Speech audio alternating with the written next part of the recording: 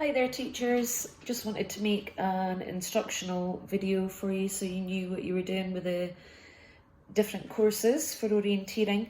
So I'll talk about the picture card courses, which is suitable for early stage and first level classes. Normally I use them for P1, P2 and P3 classes. So you will already have these in your pack, different kinds, Minecraft, Pokemon and so on. You need to go out on the playground and tie up these control cards at various points within your zone. Make some of them in obvious places, some of them in less obvious places. I quite often tie them up in trees because the children don't always think to look up or down low, under benches, around the back of drain pipes. Just try and think of clever places to hide them. Also, don't tie them all up. Keep one in your pocket so there will only be 11 picture cards set out.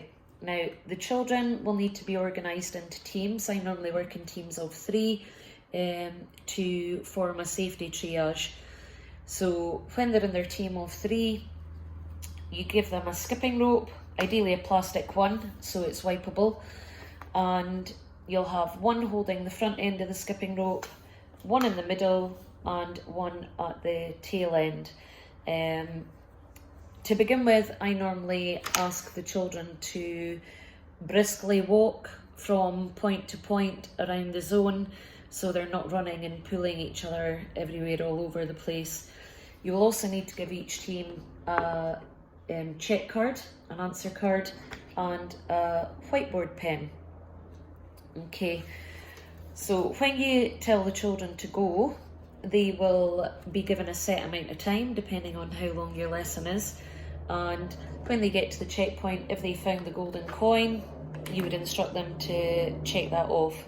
Okay, they can either tick the box or just cross through it. As long as the children have a mark on the card, that's absolutely fine. At each checkpoint, then the person who was the leader would become the tail becomes the middle becomes the leader, and then the leader will be in charge of checking off the next checkpoint. Okay, when time is up, I normally blow the whistle 4 times to gather the children back in at their gathering point, and then you can check to see how many they've found. Now, you will probably have 1 or 2 teams that say they've found them all, but the majority of the children will be very honest and say that they have managed to find most of them, but they couldn't find this one, for example.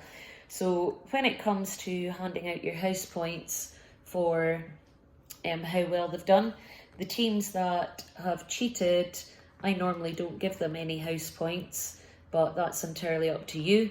And then you can divvy up the house points depending on who was first, second and third, and then the rest of the children get some as well. Now, at the beginning of your lesson, reinforce your learning outcomes and your benchmarks, obviously. So key things we're looking for is, can they follow instructions? Don't untie these. Okay, just check them off, stay in your team.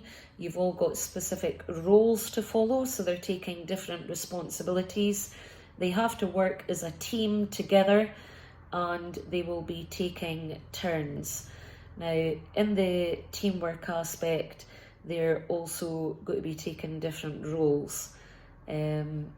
So have fun with it, and any questions, just give me a shout. Bye.